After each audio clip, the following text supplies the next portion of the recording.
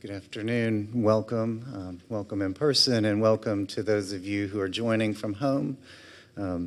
Glad to have you here for this afternoon's Good Friday service. We'll thank Ms. Betty Sharp for leading our music this afternoon, and we will turn to her now as we prepare our hearts and minds during the prelude.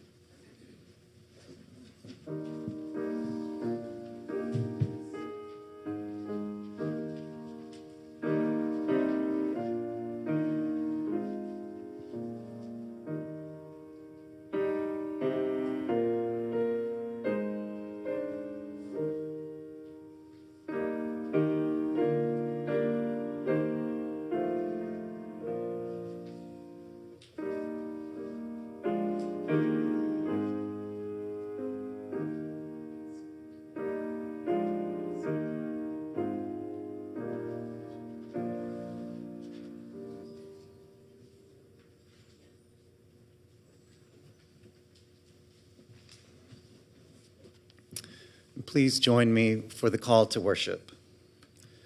Who has believed what we have heard? And to whom has the arm of the Lord been revealed? For he grew up before him like a young plant, and like a root out of dry ground. He had no form or majesty that we should look at him, nothing in his appearance that we should desire him.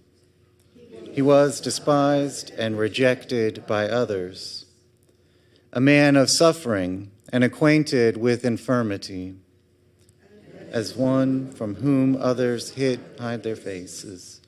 He was despised, and we held him of no account. Our first hymn this afternoon is "What Wondrous Love Is This?"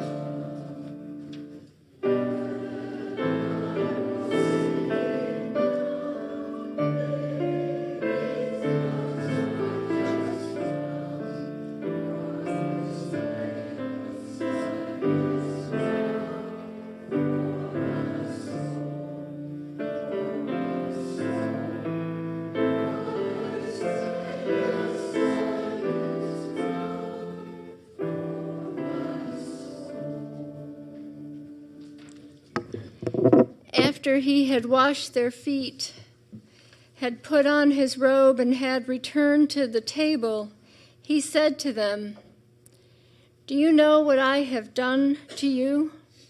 You call me teacher and Lord, and you are right, for that is what I am.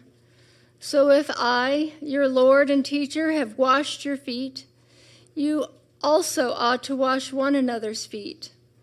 For I have set you an example that you also should do as I have done to you. Very truly I tell you, servants are not greater than their master, nor are messengers greater than the one who sent them. If you know these things, you are blessed if you do them. I am not speaking of all of you. I know whom I have chosen, but it is to fulfill the scripture. The one who ate my bread has lifted his heel against me.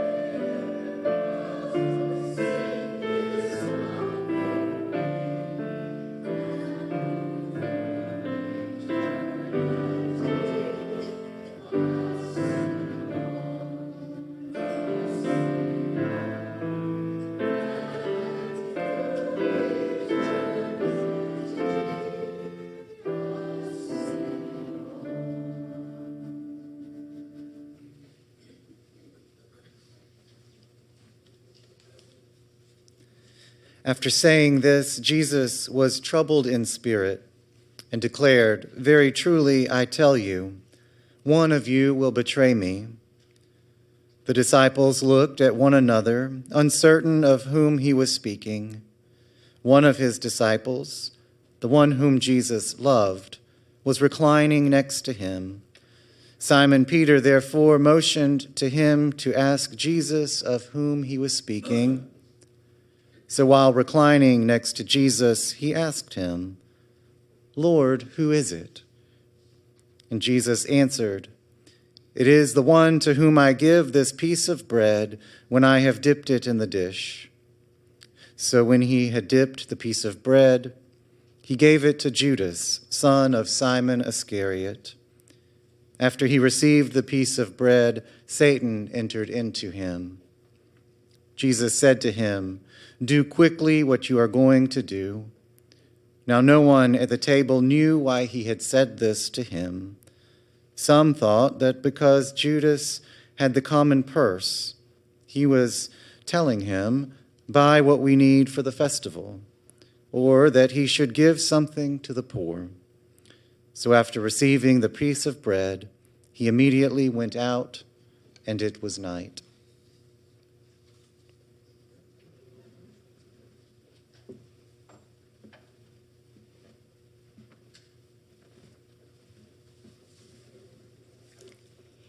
And Jesus said to them, "You will all become deserters, for it is written, 'I will strike the shepherd, and the sheep will be scattered.' But after I am raised up, I will go before you to Galilee." Peter said to him, "Even though all become deserters, I will not." Jesus said to him, "Truly I tell you, this day, this very night, before the cock crows twice, you will deny me 3 times. But he said vehemently, "Even though I must die with you, I will not deny you." And all of them said the same.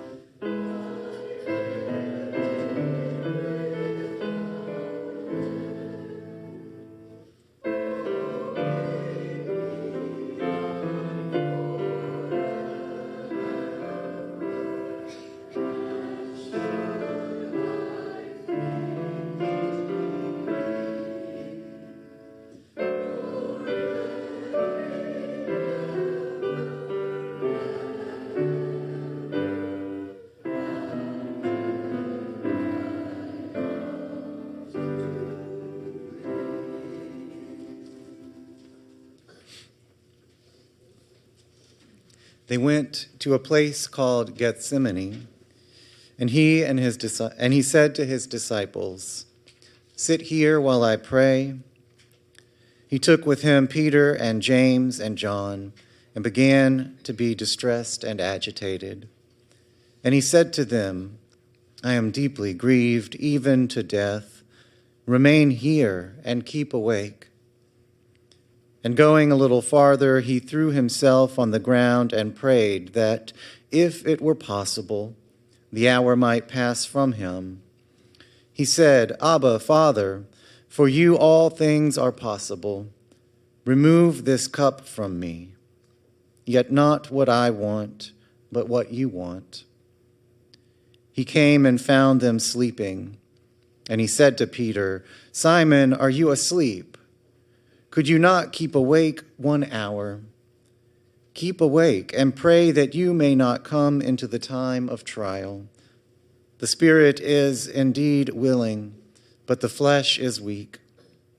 And again he went away and prayed, saying the same words. And once more he came and found them sleeping, for their eyes were very heavy, and they did not know what to say to him. He came a third time and said to them, "Are you still sleeping and taking your rest? Enough. The hour has come. The Son of Man is betrayed into the hands of sinners. Get up, let us be going. See, my betrayer is at hand." Immediately, while he was still speaking, Judas, one of the 12, arrived. And with him there were a crowd with swords and clubs from the chief priests, the scribes, and the elders. Now the betrayer had given them a sign, saying, "The one I kiss will be the man. Arrest him and lead him away under guard." So when he came, he went up to him at once and said, "Rabbi," and kissed him. Then they laid hands on him and arrested him.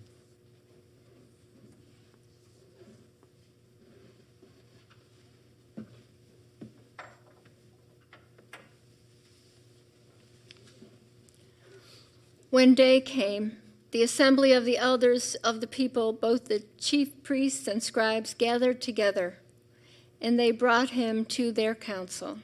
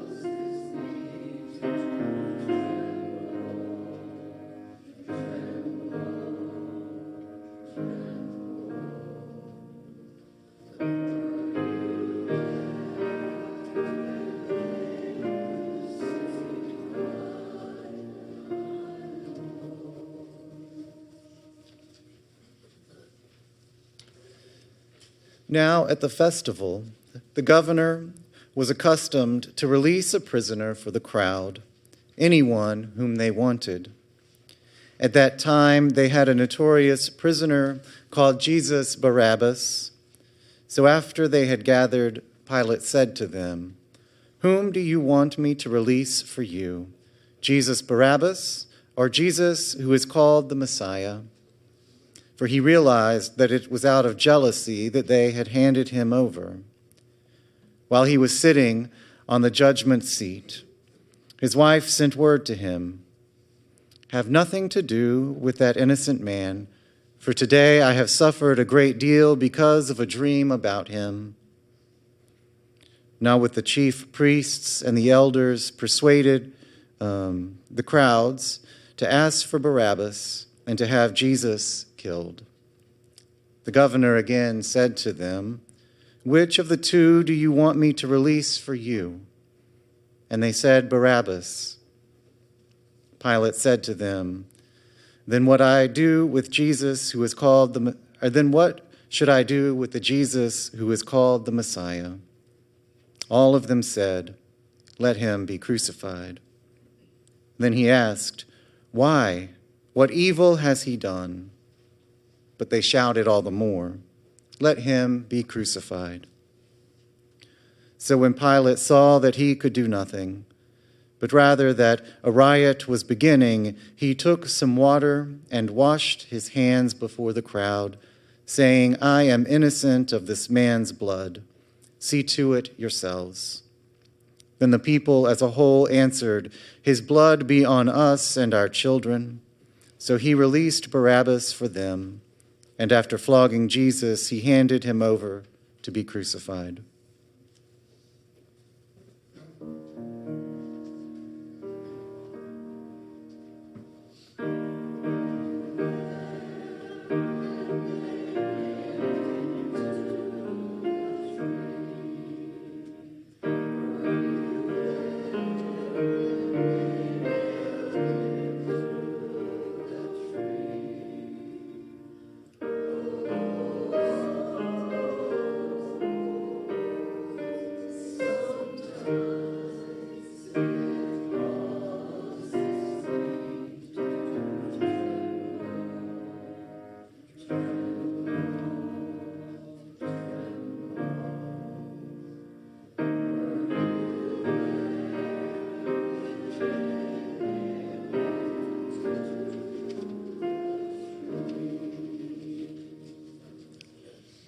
They compelled a passerby who was coming in from the country to carry his cross.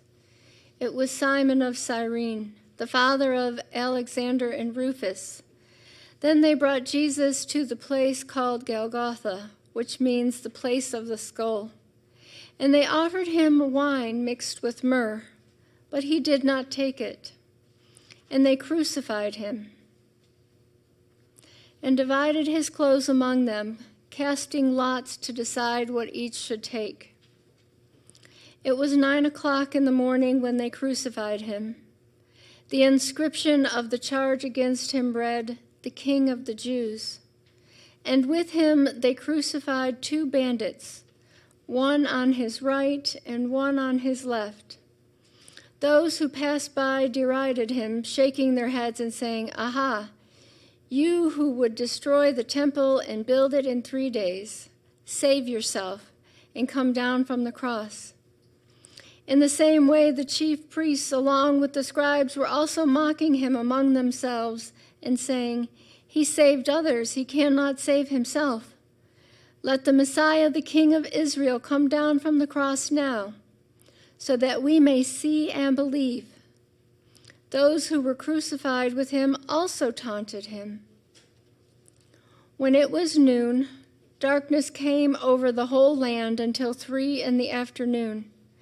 At 3 o'clock, Jesus cried out with a loud voice, "Eloi, Eloi, lama sabachthani," which means, my God, why have you forsaken me?" When some of the bystanders heard it, they said, "Listen, he is calling for Elijah." And someone ran and filled a sponge with sour wine, put it on a stick, and gave it to him. Gave it to him to drink, saying, "Wait, let us see whether Elijah will come and take him down." Then Jesus gave a loud cry and breathed his last. And the curtain of the temple was torn in two from top to bottom.